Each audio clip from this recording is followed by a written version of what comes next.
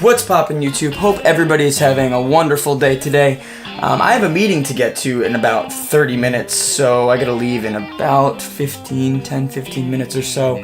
Since I have a meeting, that means I have to shave, because if I don't shave for about 5 days, it looks disgusting. I can't grow a beard at all. So after my meeting today, I don't really have too much planned. I figured that since I'll already be out, I might as well go out, take some pictures, maybe shoot some B-roll, and vlog a little bit today. One thing I'm trying to be better at is not saying so, or so yeah, or but, and blah blah blah blah blah, and yeah all the time, because I definitely use that as like a transition word, you know, transitioning into a new topic, or from scene to scene. I'm gonna try better at not doing that. I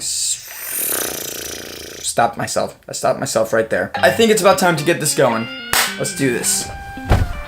Okay, meeting was a success. I'm kind of hungry. I don't know where I put my sunglasses. Did I leave them in there? Oh, they're in my backpack. Meeting was a success. I'm pretty hungry right now, so I think I'm gonna go grab some lunch, and then, yeah, it's very moody outside right now. It's like kind of sunny, but it's not, and cloudy and overcast, and it's really dope, so I think this would be a really good day to take some pictures.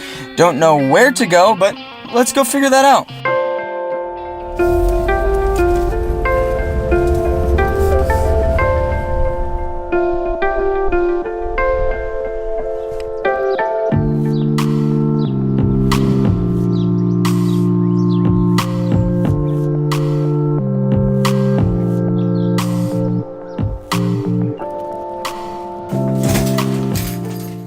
Nope, out you go. Alright, so I was shooting around that park, and I was going to do this there, but it was just so noisy. I'd never been there before. It was pretty cool, but it was a small park, and it was right up against a pretty busy road.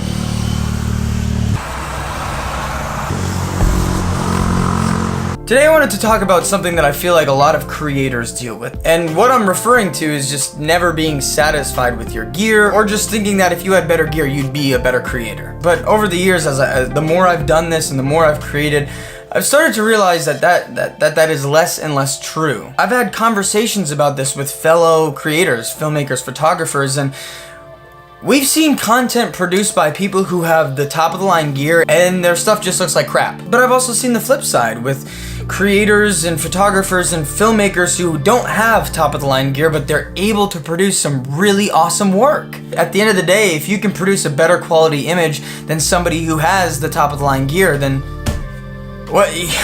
You're killing it, you know? I don't think I'll ever be at a point in my career where I'm going to be 100% satisfied with the gear that I have. You know, if, for example, the camera that I really want right now is a Canon C200. It's a compact cinema camera.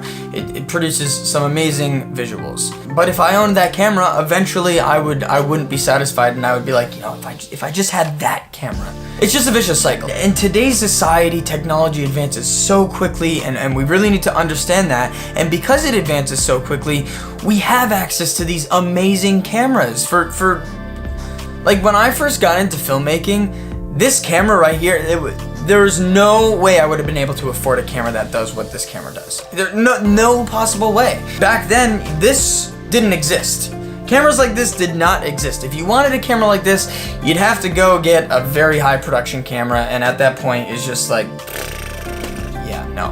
And that's what makes this fun. You know, super DIY filmmaking. Like, that's why I got into this. Just being able to produce a really sick video. And if you eventually start getting into this as a career and you start working with clients, like, you're not going to be working with big budgets off the bat, I can tell you that right now. And you're going to have to figure out a way to make it work. You're going to have to figure out how to produce the best quality video, the best quality image with the least amount of money possible. And that's what makes this fun, like just super DIY filmmaking. Like, you know, obviously you want to be professional, and there does get a point where it's like, okay, you need to start upgrading your gear because you need to be seen as professional, and if people are going to start paying you a lot more money, then yeah, you better look the part. But even then, like, you know, I don't have the best gear. I definitely don't have the best gear possible, but I make it work. I produce the best quality images possible with what I have.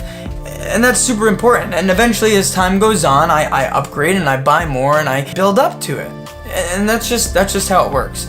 I've seen a lot of people try and get into this industry to try and make a quick buck, and they've just fallen flat on their face, and they've ended up moving on to do something else. It takes a lot of work. We're just never gonna stop growing. There's always gonna be progression in this field. It's just how it is. And there's always going to be the next thing that comes out and the next thing to build up to. There is a certain point when you get to a certain level, but in order to get there, you gotta work very, very hard. It doesn't come easy. I've definitely been rambling on for a while, and this is going to be very fun to edit. Alright guys, thank you so much for watching. I really appreciate it. Hit that like button.